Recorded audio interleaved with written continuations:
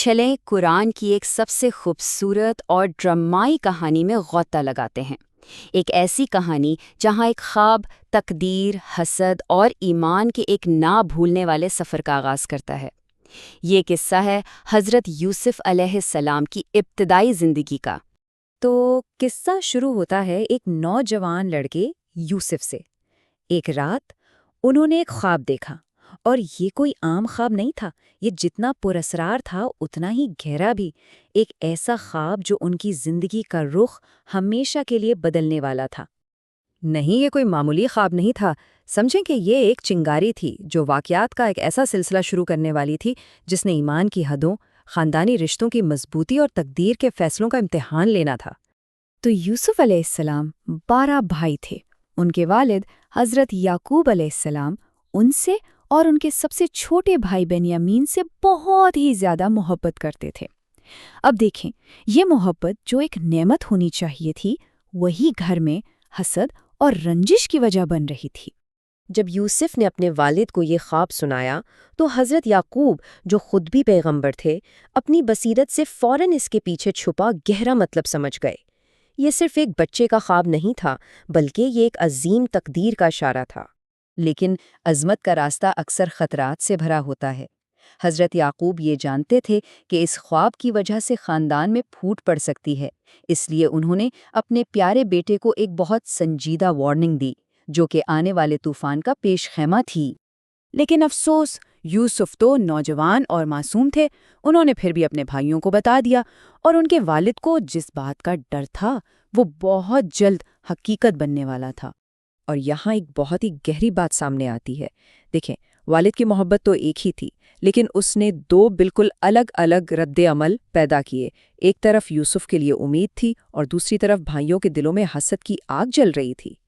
بھائیوں پر حسد اس قدر غالب آ گیا تھا کہ انہوں نے یوسف کو ہمیشہ کے لیے اپنی زندگی سے نکالنے کا ایک ظالمانہ منصوبہ بنا ڈالا، جس کے 3 حصے تھے۔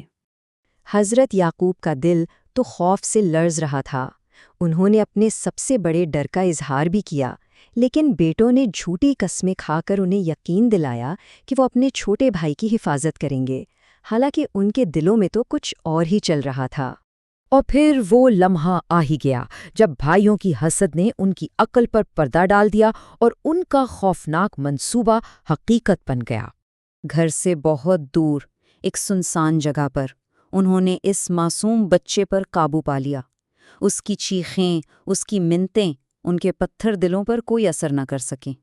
لیکن اس شدید خوف اور تنہائی کے لمحے میں، جب یوسف بالکل اکیلے تھے، انہیں اللہ کی طرف سے براہ راست تسلی ملی۔ اب یوسف کو راستے سے ہٹانے کے بعد بھائیوں کو اپنے منصوبے کا آخری حصہ پورا کرنا تھا، یعنی اپنے والد سے جھوٹ بولنا تھا۔ ان کا یہ فریب بہت سوچا سمجھا تھا۔ ان کا پلان یہ تھا کہ والد کو یقین دلا دیں کہ ان کا سب سے بڑا ڈر سچ ثابت ہو گیا ہے۔ انہوں نے اپنا جھوٹ مگرمچھ کے آنسوؤں اور خون میں لگی قمیض کے ساتھ پیش کیا، جو ان کے مطابق اس حادثے کا اکلوتا ثبوت تھا۔ بھائیوں نے تو جھوٹے آنسو بہائے، غم کا دکھاوا بھی کیا، لیکن حضرت یعقوب، جو خود ایک پیغمبر تھے، اپنی حکمت سے ان کی کہانی میں ایک ایسی غلطی بھانپ گئے جسے وہ چھپا ہی نہیں پائے۔ قمیض کا سلامت ہونا ہی تو سب سے بڑا ثبوت تھا کہ یہ جھوٹ ہے۔ یہ کسی بھیڑیے کے حملے کی نہیں بلکہ گہرے دھوکے کی گواہی دے رہی تھی۔ سچائی جاننے کے باوجود حضرت یعقوب صرف اللہ پر بھروسہ کر کے صبر ہی کر سکتے تھے، جبکہ دوسری طرف یوسف کا سفر تو ابھی شروع ہی ہوا تھا۔ اندھیرے کنویں میں تنہا یوسف کی نجات ایک گزرتے ہوئے قافلے کی شکل میں آئی۔ جب اس آدمی نے اس خوبصورت لڑکے کو دیکھا تو اس نے اسے بچانے کا نہیں سوچا، بلکہ اس نے اسے منافع کمانے کا ایک موقع سمجھا۔ ان کی آزمائش ابھی ختم نہیں ہوئی تھی۔ انہیں کنویں سے تو بچا لیا گیا، لیکن صرف قید ہونے کے لیے۔ تو دیکھیں، ایک آزمائش ختم ہوئی تو دوسری شروع ہو گئی۔